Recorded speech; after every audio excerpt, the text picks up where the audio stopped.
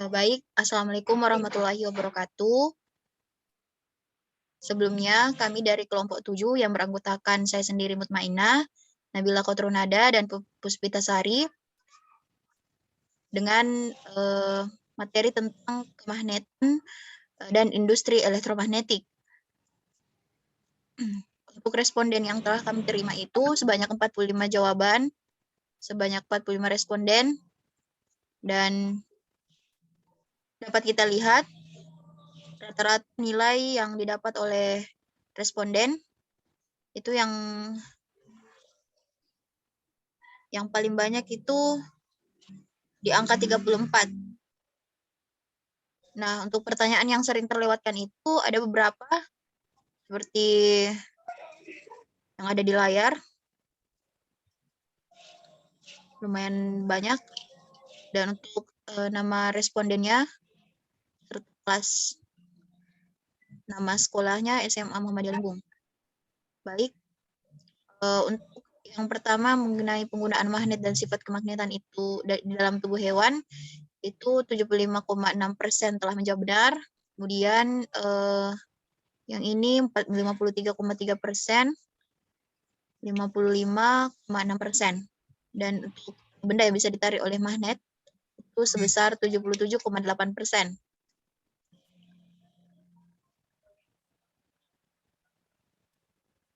Untuk mengenai magnet yang terbuat oleh alam itu sebesar 84,4%. Sedangkan untuk benda-benda yang dapat ditarik kuat, mengenai jenis-jenis magnet itu jawab yang benar itu sekitar 26,7%.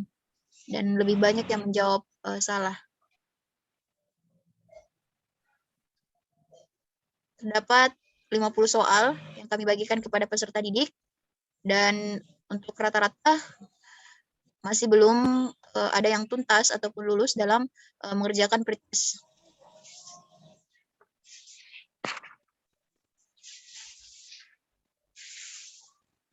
Bahkan beberapa juga jawaban benarnya paling rendah, yakni 8,9%.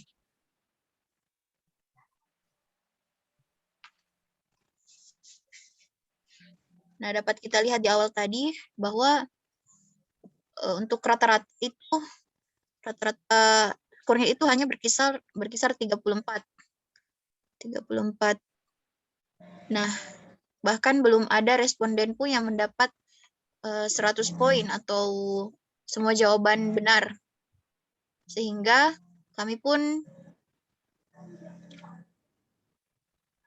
mencoba menentukan permasalahan dari peserta didik mengenai materi tentang magnet dan industri ke elektronegatif.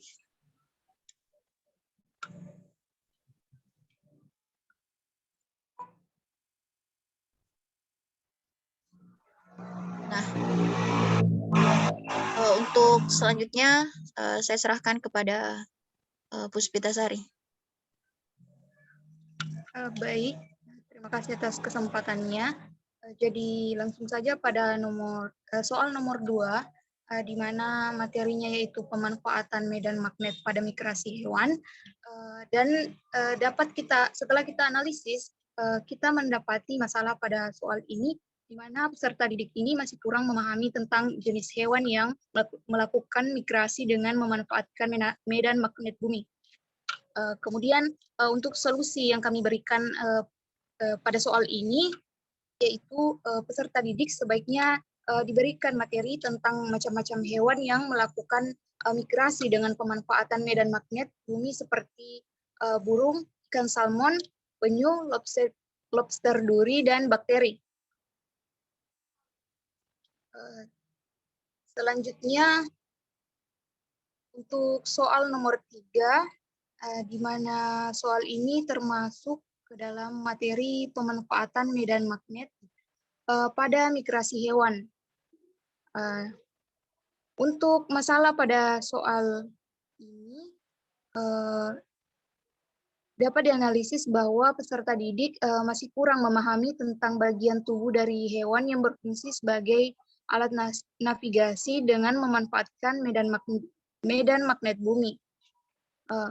Adapun Solusi yang dapat kami berikan untuk soal ini yaitu dengan diberinya peserta didik materi yang menjelaskan bahwa hewan mampu mendeteksi medan magnet bumi karena di dalam tubuhnya terdapat magnet yang digunakan sebagai alat navigasi dalam menentukan arah migrasi, yang mana fenomena tersebut dinamakan biomagnetik.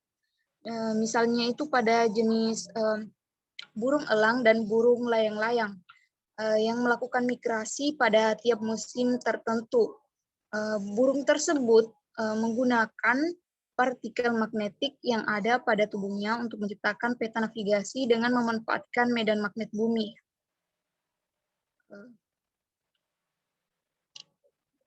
Selanjutnya untuk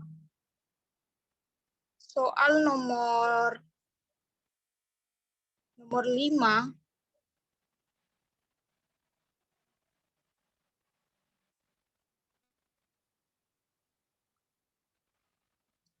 Nomor 5, di mana masalah yang didapatkan pada soal ini yaitu peserta didik masih belum memahami tentang sifat-sifat magnet pada bahan, dan soal ini termasuk ke dalam materi sifat magnet bahan.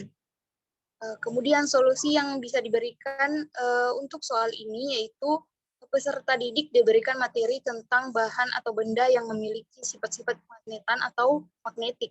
Jika sebuah benda diletakkan di dalam medan magnet, maka kekuatan magnetik dari bahan tersebut akan terpengaruh. Contohnya itu logam besi yang memiliki sifat magnetik sehingga dapat menempel pada magnet. Kemudian untuk soal nomor 6, 7, dan 6, 7, 8 itu saya kira ini termasuk ke dalam materi yang sama dan dapat disimpulkan bahwa peserta didik ini masih kurang memahami tentang sifat-sifat magnet, ferromagnetik, paramagnetik, dan diamagnetik. Dan untuk solusinya untuk 3 soal ini, saya kira kami bisa memberikan solusi yang sama untuk ketiga soal, yaitu diberikan materi tentang sifat interaksi bahan atau benda terhadap magnet, di mana ada tiga sifat magnet, ya, sifat benda yaitu yang pertama itu diamagnetik, paramagnetik, dan ferromagnetik. Kemudian untuk soal selanjutnya yaitu pada materi contoh benda ferromagnetik. Nah, permasalahan pada soal ini di mana peserta didik masih kurang mampu memahami tentang contoh benda yang bersifat ferromagnetik. Dan solusi yang dapat kami berikan pada soal ini yaitu diberikan materi tentang contoh benda yang memiliki sifat ferromagnetik. Contohnya itu ferromagnetik, ada tembaga dan natrium. Kemudian untuk soal selanjutnya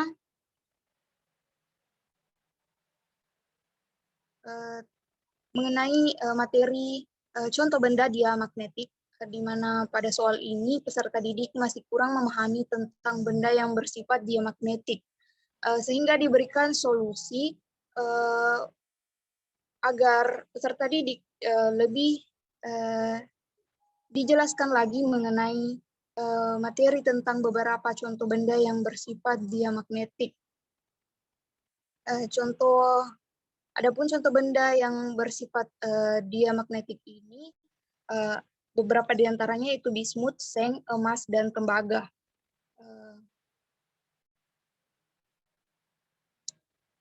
Selanjutnya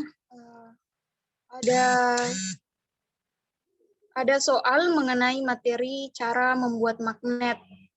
Nah, cara membuat magnet ini kita ketahui ada 3 cara. Nah, di mana pada soal yang berurutan ini menjelaskan berisi pertanyaan tentang 3 cara membuat magnet, dan permasalahannya juga cuma satu, yaitu peserta didik yang masih kurang memahami tentang membuat magnet dengan cara elektromagnet, sehingga diberikan solusi yang hampir sama, yaitu lebih dipahamkan lagi mengenai materi penjelasan membuat magnet dan melakukan praktikum sederhana untuk 3 cara membuat magnet, yaitu diantaranya dengan cara menginduksikan magnet, menggosokkan magnet, dan dengan cara elektromagnetik.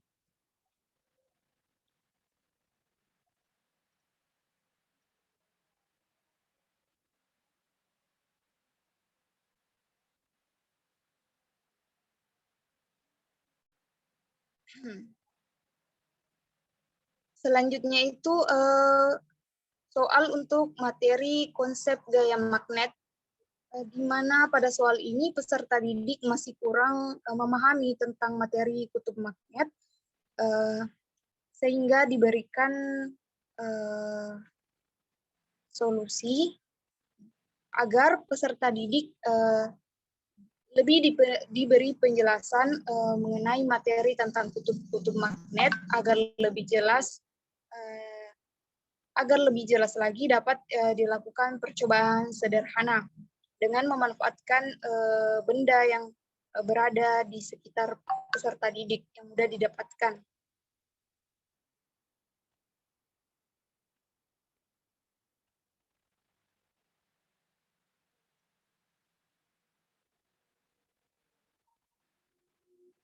Baik, selanjutnya adalah soal mengenai materi induksi elektromagnetik dengan menggunakan kaidah tangan kanan, di mana pada soal ini peserta didik mengalami masalah di mana kurang mengetahui konsep induksi elektromagnetik, sehingga kami memberikan solusi untuk soal ini medan magnet di sekitar arus listrik.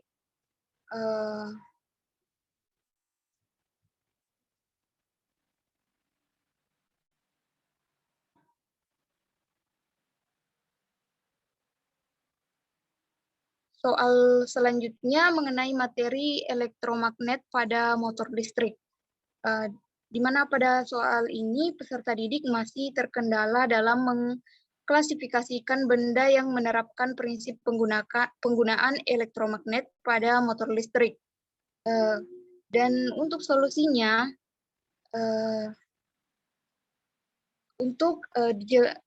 agar peserta didik dijelaskan mengenai elektromagnet dalam pembuatan elektromagnet dengan melilitkan inti besi dengan kawat penghantar dan mengalirkan arus listrik secara searah di ujung-ujung penghantarnya.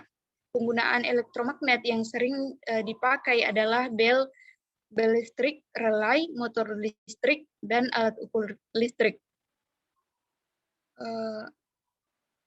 Adapun alat yang bekerja menggunakan motor listrik seperti kipas angin, pompa, kompresor, mixer, bor listrik, dan blender.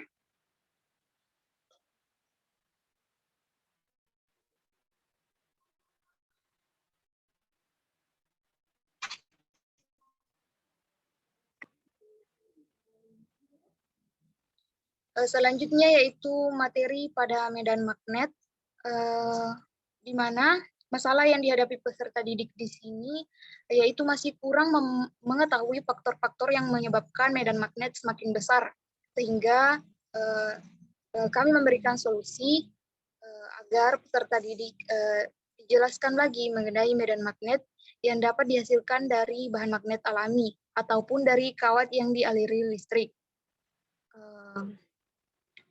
Nah, medan magnet dari kawat berarus ini akan memiliki arah sesuai dengan arah arus. Jika kita memiliki lilitan yang diletakkan secara horizontal, lalu mengalirinya dengan arus listrik searah jarum jam, maka medan magnet yang dihasilkan akan mengarah ke bawah, sedangkan jika arah arusnya berlawanan, jarum jam, maka medan magnet yang terbentuk akan mengarah ke atas. Demikian pula dengan kuat arus, semakin kuat arus yang diberikan, semakin besar medan magnet yang terjadi.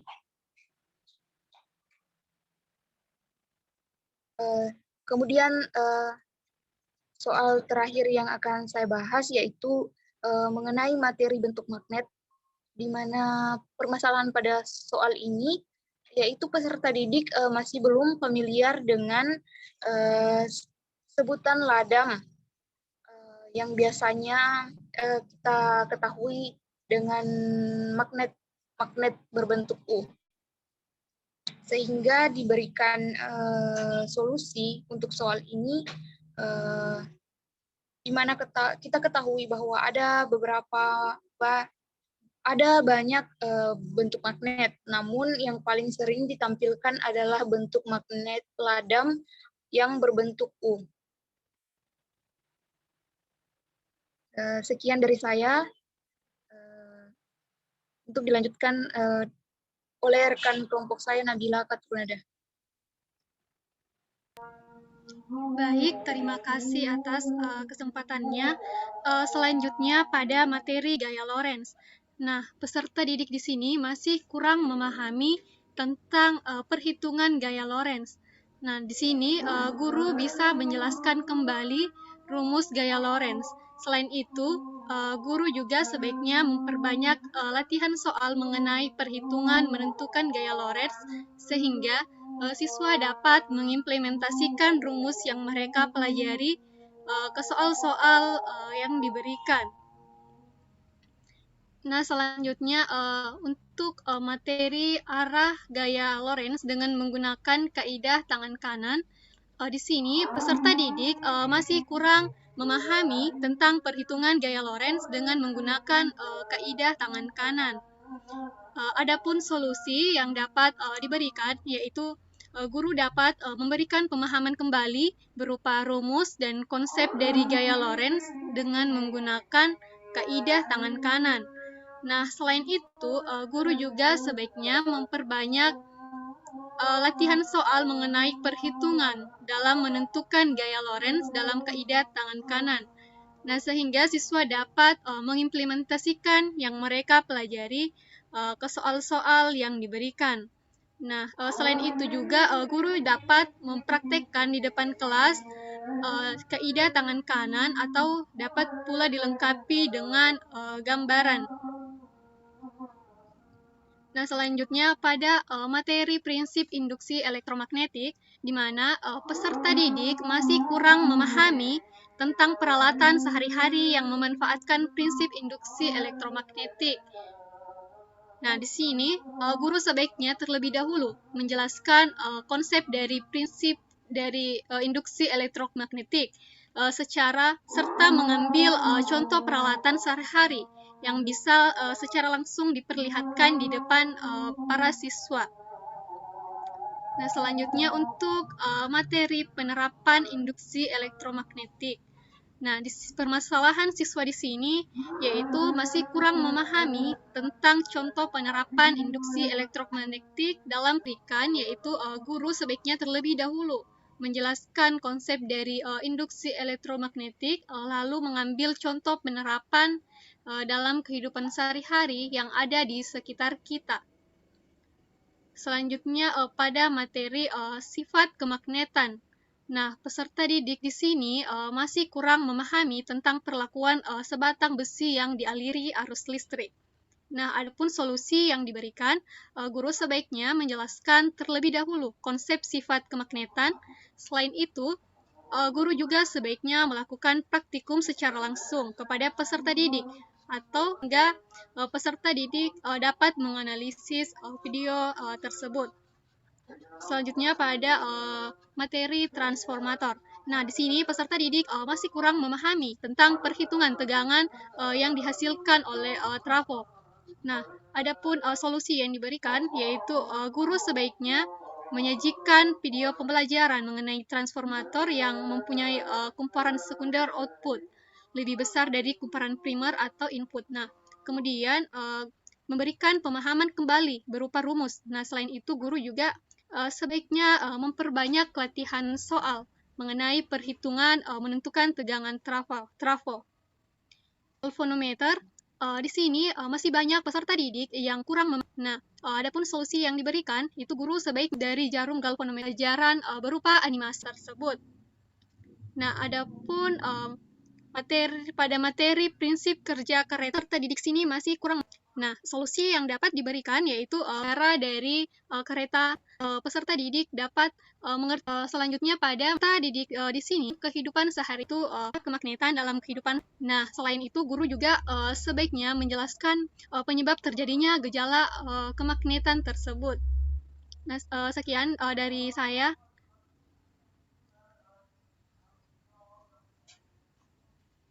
Baik, itulah tadi pemaparan dari kelompok kami mengenai magnet dan induksi elektromagnet.